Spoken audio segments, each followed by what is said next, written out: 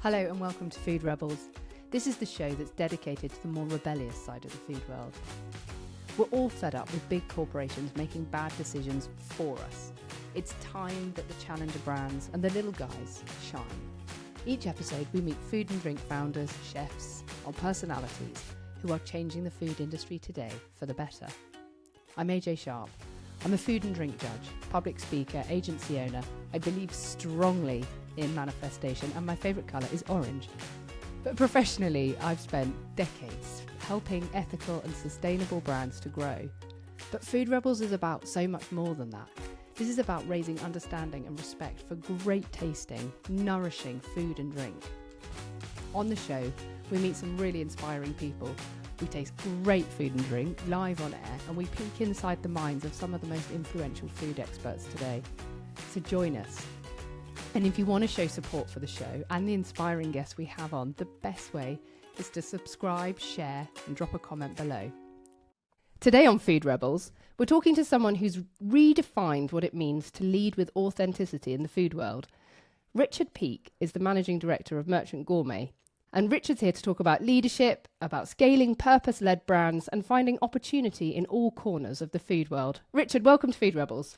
Thank you, and thanks very much for having me on. I'm very honoured. I think, I don't know, listening to lots of your pods as I have, I don't know if I am, if I am the original food rebel, but we can perhaps come on to that. I think I'm quite good at helping other food rebels be even more rebellious. And that is why I wanted to meet you and have wanted to meet you for a long time, because I think there's a really lovely story there. But I am going to start on the product because I'm really naughty. I have actually, I got all the samples ready for the recording and have now eaten most of three different samples at the same time.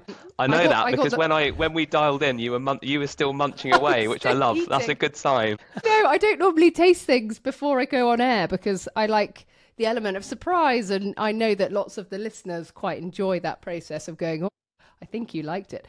But I couldn't help it. I was really hungry, and they are just, the smells coming off this range is absolutely incredible. The one that really got me actually was the lentil and chickpea tagine, which is a meal in itself, isn't it? You basically just bung it in the microwave for 2 minutes and it is the most delicious combination of chickpeas and veg. Yeah, no, exactly. Look, I can see you eating it. I love it. Oh yeah, God, I mean, exactly. And I think, I'm sure we'll come on to talk about it, but very much what we've sort of done with, Merchant Gourmet's history has been around, sourcing and finding the very best ingredients from around the world. And what we've done more recently is kind of said, actually, how do we put that, into a more kind of, culturally significant format or state? And I think, people being very short on time at the moment, needing quick lunches, but still want to eat healthily. And as minimally processed as possible, that the one that you're eating now is actually quite a good example of how we've tried to continue to have like an elevated proposition in terms of a tagine, but actually something which is, well, we call it hyper convenient, i.e. 90 seconds in the microwave. So it's trying to slightly also turn the tables on people's view of ambient food that comes out of a microwave and how you can actually make that super high quality as well. And really healthy with all the different beans. I mean, I've used your products for so long. You have the puy lentils. This goes in every single family spaghetti bolognese since the dawn of time. When I realised I didn't have to soak them myself and I could just chuck it in and then it would go a little bit further. It's one of, I probably buy this in every single weekly shop. Yeah, thank you as well for that. That's good to hear. And exactly that. The puy lentils, the sort of ready-to-eat puy lentils, are definitely along that continuum of, they're still kind of an ingredient, but actually they're already cooked, they're easy to use.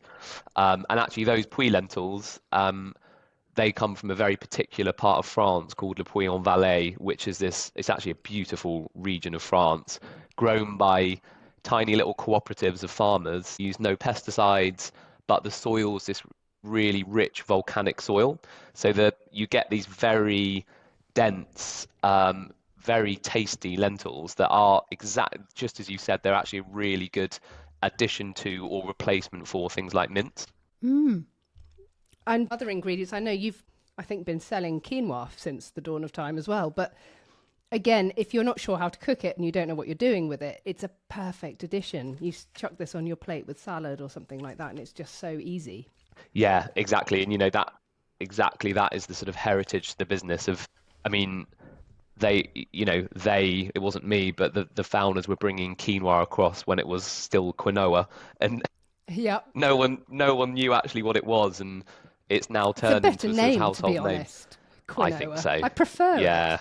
Yeah. Quinoa is much better. You wouldn't believe how many different versions of the word pui there is as well, whilst we're on it. There's Oh, yeah. poi, poo, like anything you can imagine. Yeah.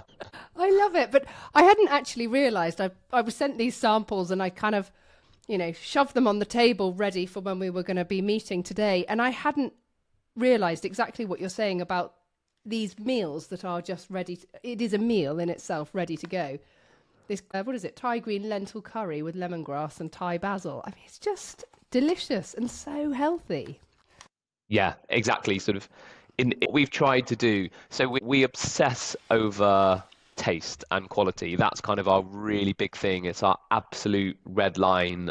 As soon as I joined, I brought in an amazing chef as sort of our head of food who just understands taste, flavor really well. We obviously are incredibly careful about how we source ingredients. And our kind of thing is, you know, the best quality ingredients we can find with the best flavor. So we will taste everything a million times over, do huge numbers of iterations of tasting panels, all sorts of things until we get something where we're like, okay, there's clear blue water between this and anything else.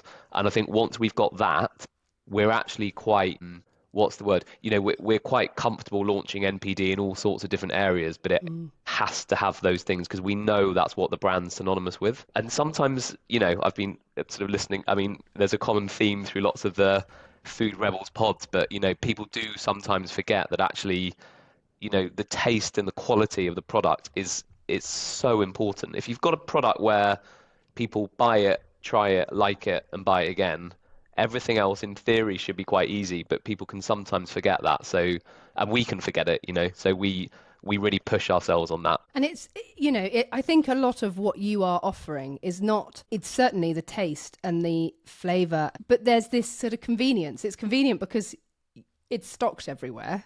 I mean, it's in the co-op round the corner. It seems to be everywhere in varying degrees of the whole range. And it's convenient because it takes 2 minutes in a microwave and you don't feel like you're eating some ultra processed, something that's going to be bad for your body. You feel like you're eating something really good. And that's just brilliant. Yeah, and that's exactly the thing. It's kind of almost the story, and it's the bit about brands and businesses that I always sort of have a real obsession with around actually you find just a very enduring trend which is not going to go away, like people wanting to eat good quality, healthy food that's grown from the ground and hasn't been messed around with much. And then you say, actually, how now do we make that, as I said, kind of culturally significant or relevant? And the things that probably have changed from way back when is that there's huge amounts of choice. So it's got to taste incredible. That's really important. And also people don't have much time. So if you can sort of get all of those things with the taste, with the convenience element, I think that's where we've really sort of hit, we really feel it's sort of in the middle of a number of different trends and you sort of find this sweet spot. Absolutely. I think what's fascinating about having you as a guest on the show and kind of where I want to drive this conversation is how you aren't actually a founder. And the majority of the people that come on the show are founders or, it's their kind of baby that they've been building from the ground up. But that's not the case with you, is it? You're a managing director. Yeah, exactly. I've got slight imposter syndrome, actually. I was like, oh no, what am I going to say when I come on? I need to just be honest and call it out. But no, I'm not. And, it's become quite clear to me that I would not be a particularly good founder. So actually, I mean, very briefly, my career started at Mars Chocolate, actually, so like massive business. And I was there for years and years. And towards the end of my time there, I decided with a friend who was also in consumer goods, different business, but consumer goods, to set up it was a savory popcorn business of kind of gourmet savory flavors, which at the time wasn't a thing. But we kind of saw this trend from the US, and Well, it was you were just so right. interesting.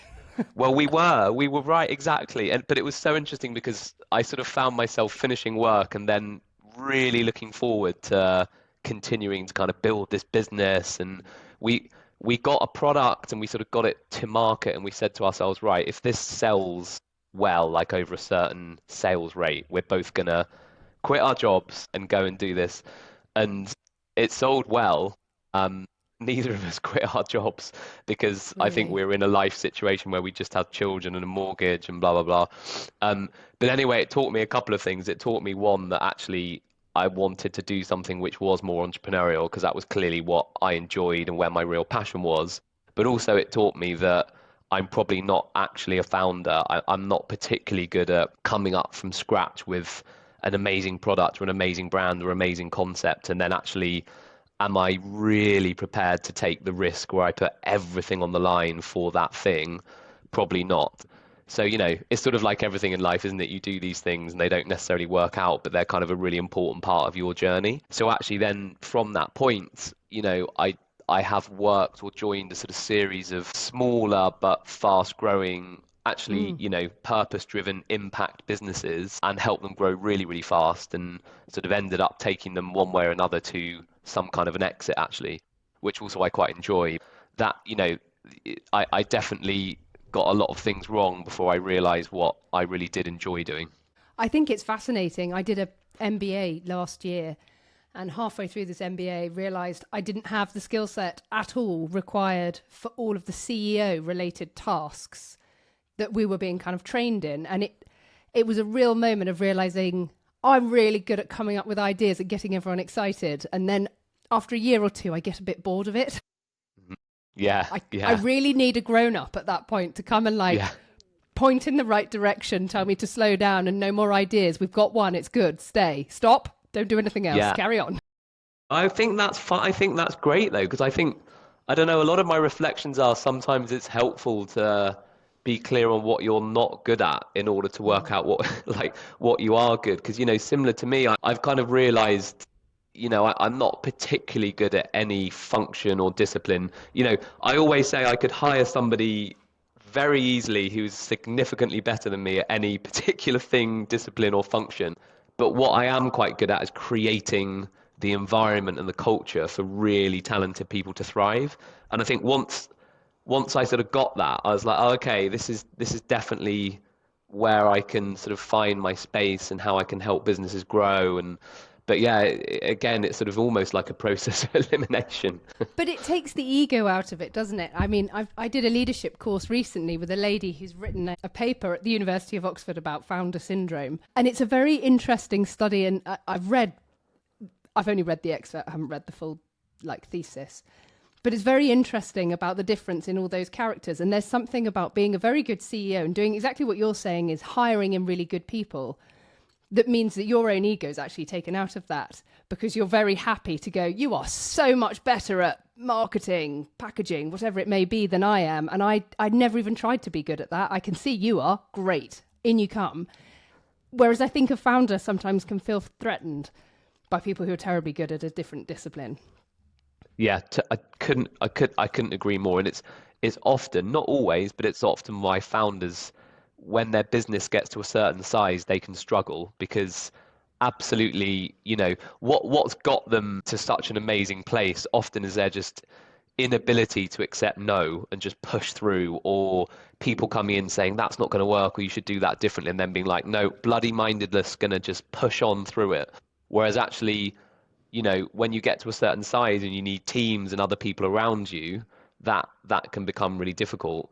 And also, I think founders sometimes, and again, not all the time, but in my experience, can struggle to let go because they want things exactly how they want them, which when you're then wanting to foster a culture of empowerment and really encouraging people just to go take risks, try things, get them wrong, learn, move on, that's quite counterintuitive. So yeah, totally agree. It's often quite a different set of skills actually, or mindsets, should I say?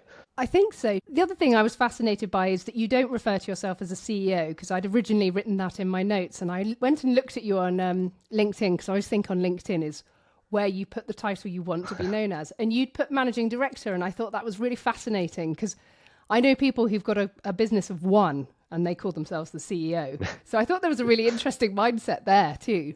Yeah, I mean, yeah, perhaps you're right. I mean, I sort of deliberately don't. I think it's just because, yeah, it's very, I mean, we can sort of, I could talk about this for ages, but we are definitely very much a team. And I think I try quite hard not to elevate, unnecessarily elevate myself against other people, predominantly because they are significantly more talented and better than me at the things they're in. So it kind of feels a bit wrong. And then I think it's sort of being clear what you can do and where you can help them. And, the setting of, okay, I'll show you exactly where we're going to get to create the exciting vision, create the culture that's going to mean that you're going to love what you do and you can show up to work as yourself, but also push you to take risks because you can. And that's fine, but give you I don't know, the license to do it. I think they're all the things that you can do, but a lot of those aren't, particular theoretical skill sets in themselves that kind of lend itself to a weird job title. No, but it's interesting. It was actually going to be my next question because you've worked at some very purpose-driven brands, haven't you? Method, Lily's Kitchen, and now Merchant Gourmet, and it's fascinating to understand what it is that you need to build into that environment so that your people really excel. And I think you've just kind of touched on some of those things. I really heard, or I interpreted, authenticity as quite a strong thing there, showing up as yourself every day. Yeah, that's really important to me, really important, as is the purpose side of it, because I think, the whole idea or my whole kind of thesis is, if you do take really good, talented people, you help them stretch and develop, you put them in a culture you enjoy, but also they're coming to work for a real purpose, something that's slightly elevated ahead of, well, I'm just going to turn up 9 to 5 and, leave with a paycheck, as it were. You can do really great things. I mean, you'll outperform that. I'm absolutely convinced of, because it's extremely tricky for bigger players to be able to deliver that same feel. So that's really important. And then I think so that's the purpose side. I think on authenticity, yeah, I mean, I've worked in so many businesses where it's kind of like, this is the culture. So you're going to turn up as this person, and you'll have these beliefs in this culture. And it's, when you think about it, it's actually a really strange way to create a culture, because we all know that where we just show up as ourselves, we do our best work. We feel most relaxed. We're in a flow and we really enjoy it. So, the culture that we try and create is one where actually people do genuinely show up as themselves, and we kind of really celebrate that. So, even when we're kind of interviewing, I don't really like the phrase, this kind of thing where it's like, oh, they're a great cultural fit to the business. It's like, well, I don't know, something about that doesn't feel right. It's like, well, actually, they've got, these really fascinating interests and diversity that they can kind of bring to the business in a different way, as opposed to sort of fitting this pre-prescribed cultural set of principles that you have. Well, that's it. Otherwise, you end up employing lots of people who are very similar, and then you don't get that beautiful depth and richness and that comes from having a diversity of different brains all coming together to make something better. Absolutely. Yeah, totally agree. Totally agree. So how do you personally define success as a leader? Like, in a world that often is equating leadership with being a founder, but it's not, for you, this very much is leadership in a very pure way. What's been your kind of role over the last 5 years since you've been with Merchant Gourmet? Yeah, I mean, I sort of, not to drag on about it too much, but it does start with the culture and the people. So there's ways you can define that, but, do I have a workforce who are truly happy, truly energized, and operating like a high-performing team, able to be kind of radically candid with each other? All of those things, I think that's the start point and the platform, for reasons we've sort of just spoken about. And then what that tends to lend itself to is, people who are prepared to be quite creative, to take risks and to try things. So to give an example, one of the things that's helped us grow so quickly as a business has just been our rate of innovation, which, we've innovated very, very quickly, tried lots of new things that we brought to the market, all of which, as I said at the beginning, has to sort of fit into these red lines of they've got to taste really, really good and be high quality. But actually, outside of that, let's just try loads of things and be clear that some of it won't work. But as long as we understand why it doesn't work and we can iterate quite quickly, you've actually got a real competitive advantage there. So, is to try and give an example of why if you have that mentality and that culture of people being prepared to do things, try things, it can actually help you scale really quickly.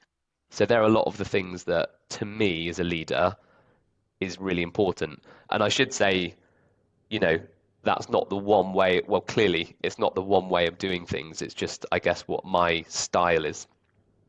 But on a practical level, how do you encourage innovation? Yeah, good question. I think so. My view with product innovation and food innovation is you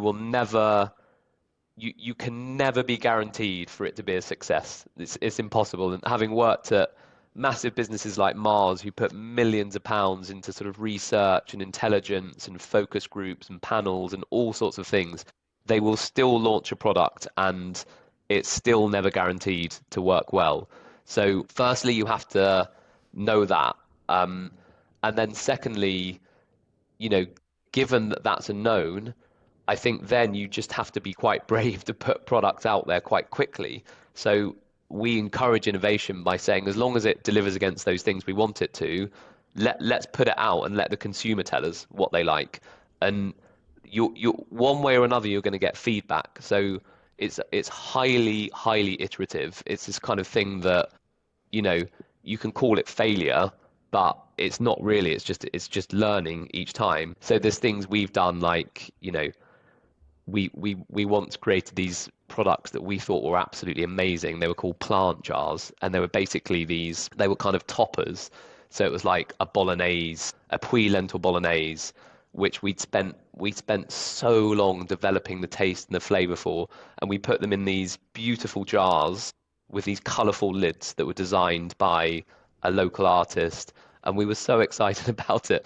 And we put the products out and they absolutely bombed. And it No. was so disappointing because we're like, oh, we've thought of every detail. We've done it so nicely. But the reality is you then go back and think about it. It's kind of like, actually, I don't think, I don't think there was an unmet consumer need about sort of sauces in really nice jars with colorful lids. I don't think the world was screaming out for that. But quite quickly, we actually then took it and put it into a different format, into a pouch, that was easy to cook. It was half the price because we hadn't, put it in this hugely expensive packaging, and it flew. It did really well. And I think, that's just sort of one example of the iterative nature of innovation and how we encourage it, the iteration rather than saying it's just a full stop. It's kind of like a comma. It's like, okay, and then what next? Yeah, I like that. I mean, it was surprising to me digging into these that they came with the sauce, and it was very much more a juicy proposition than I was expecting, because normally it is the pulses or the grains, isn't it? What did you describe it as on one of the things I read? The unsexy side of the food world, I think, was put. Yeah, yeah. Well, I think that's sort of been where I've sort of found this really interesting, not necessarily niche, but where I just think there's so much opportunity in consumer goods, whether it be, you mentioned sort of Method Ecover in household cleaning, or Lily's Kitchen in pet food, or then Merchant Gourmet and pulses and grains. They're all sort of quite dusty, boring, overlooked, unsexy categories, but actually there's everybody needs them and everybody wants them, and there's been real opportunity to disrupt those and to challenge them and kind of create concepts that do add a load of value and are quite different. And I love that kind of thing. Such a bore. I literally walk around supermarkets with my wife and kids, and I'm like, that's a bore. And it's like, oh, where's he gone? Where's he gone? I love that. I know what you mean, though. It's a fascinating thing, and arguably you have made it very sexy, because the packaging on these products is gorgeous. And beans, of course, are having their moment, as we know from the success of Bold Bean and other brands. It's a real moment, isn't it? But so we know you've been really innovative with your product. You've got a very good product that tastes incredible, and you've empowered your team. Is that the magic formula for having doubled the revenue since you've been at the helm of this company?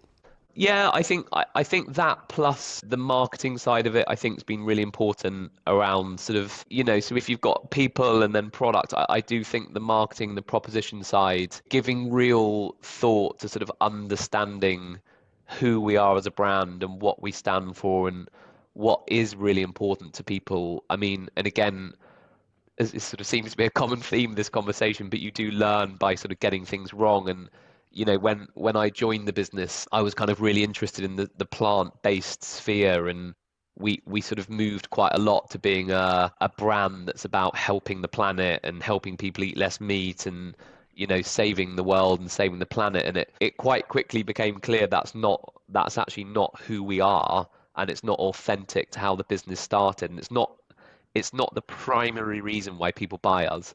People buy us because we taste amazing and we're really high quality and we're convenient. And by the way, all our products are plant-based and they're veg forward. And so we I actually eventually got didn't know quite, that last bit. I mean, yeah, now I well, think about it, it's really obvious, but I actually didn't. I hadn't ever really gone, yeah, well, they'll be vegan, or they'll be plant-based. But of yeah, course they're they are. all vegan and plant. Yeah, absolutely. And I mean, it's interesting because, yeah, as somebody who has used the product a lot for years, it's not something that's jumped out at you. And so I think starting to get really comfortable in that skin and saying, actually, yeah, this is totally who we are. And, there's this interesting thing where you can start to sort of try and develop a brand and a marketing proposition around what you think people want it to be. Whereas actually it's quite jarring when you get to that point because it's like, it doesn't really feel authentic. When you actually, it's almost like anything in life, when you get to a point where you're just very comfortable in your own skin, people relate to it really well. It's like, no, we're just obsessed with pulses and grains, like that's kind of and making really delicious food, and actually that is quite freeing to get to that point, and we were like, oh, how are we gonna attract a younger consumer? They're gonna want us to be a bit edgy and a bit cool, and it's like, no, don't do that. It's like me as a dad, it's like, don't try and be cool in front of my kids now. Just celebrate who you are. And the reality is, like a lot of younger consumers don't even know themselves who they really are or what they really want. And they do actually respond quite well to that quiet confidence. So, yeah, going down a bit of a rabbit hole, but I think getting super clear on who we are as a brand and why people buy us, again, it's quite an obvious thing, but that's actually really, really helped us in our kind of most recent marketing campaigns to push the message out and drive more awareness. I couldn't agree more. I think, I've worked in food marketing for many years, and when the product's good and everyone stands around, has a little taste, you almost don't have to try. You're not then forcing it and sort of going, oh, hang on, who's the customer? You're just talking and being like, oh, this is great. Oh, I'd have this. Oh, I'll have this at work. I'll take this in, it just starts to like build itself so quickly because you're then building it from the moment of somebody eating it, not trying to go back so many steps into the sort of how are they going to discover it and how are we going to get them back again. It just becomes a real, almost kind of in the moment of this is a delicious food and it can be eaten in so many different ways. Absolutely. And it's, one of the biggest mistakes you can make, particularly in what I do, where you sort of come into a really great business which has already got a great product. And it's like, right, okay, now we need to suddenly try and retrofit a brand story that we think is going to appeal to people really well. And it's like, no, you don't. You don't need to do that. You really Please don't need to don't. do that. Yeah, We'll all yeah, be you're able to absolutely right. tell straight away. Yes, straight away. Yeah, yeah, Oh, I yeah. love it though. But there's exciting times going on at the company, isn't there? What's next for Merchant Gourmet? Yeah, it's been really exciting times actually. So we just at the beginning of September we were acquired by Premier Foods. So that was a really important part of the sort of brand journey and kind of a massive, massive milestone for us. I mean, the story of Merchant Gourmet, it was founded by a couple of brothers who just had a massive love for food and imported these great ingredients from around the world, and the business sort of grew from that point. But the reality is that we have now reached that level of awareness and critical mass where it kind of needs to go to somebody who really understands how to build brands at scale and is prepared to put the money and the backing in behind it. So that's been a hugely tough process, which processes I'm always sure. are, with masses of due diligence and very long weeks and months. But actually, it's been a great result, I think, for everybody. It's been, a great result for the founders, but also it feels like the business has gone to a really good partner who can effectively help it in its next chapter. So yeah, I think everyone's really excited about what can now happen to the business. I think my marketing team have already decided they're tripling their marketing budget. I probably shouldn't Are say that. they? It's always the first thing, isn't it? We're going to have bigger budgets. Yeah, exactly. Yeah, literally the first question on day one. So Oh, yeah, that's exciting brilliant. times ahead, I think, for the brand and the business. But from our point of view at home, it will continue to be on shelf, in stock, and the same products we already know and love will continue. Yeah, absolutely. And it's totally the reason why someone like a Premier Foods would want to acquire Merchant Gourmet because they see that, this is where the trends are, that people are eating whole foods and, that it's a really important add-on to their business. So the last thing they want to do is to sort of come in and mess around too much with it. It's probably just to hopefully put it on more shelves in more supermarkets and kind of create more innovation, but around the same themes. Brilliant. And you have this really interesting, unique vantage point of having been in the bigger, sort of more corporate side. You've worked in smaller founder led organizations. So you'll be looking at this from both scopes, I'm sure. But what do you think about the future of food? Where do you think we're going in the next few years? Well, I know where I hope we're going, which is more and more down the sort of better for you food route. I have a really strong belief that actually being in the food industry, there's so much we can do to help so many societal problems, not to go too deep, but you know, Mm. I've realized more and more, probably too late in life, but the importance of just what you put into your body kind of governs and dictates everything around your own health and the issues we're having in healthcare and I mean, you name it, diabetes, obesity, all of this stuff. There's so much we can do as an industry, and there's actually so much the government can help us do to improve that. And I think it's quite interesting, exciting to see exactly people like Premier Foods investing in better for you, health, less processed food. And I really do hope that continues. You know, as you can probably tell, I'm really interested in the challenger startup space as well. And it's just really exciting to see how many brands are now coming up with, value add propositions, whether it be, I don't know, gut health or, really interesting drinks that help people cut back on alcohol, like whatever it may be. That's clearly where a lot of the interesting innovations going. And yeah, I mean, I've got sort of real hopes that that could do a lot for us as a society. Yeah, I couldn't agree more.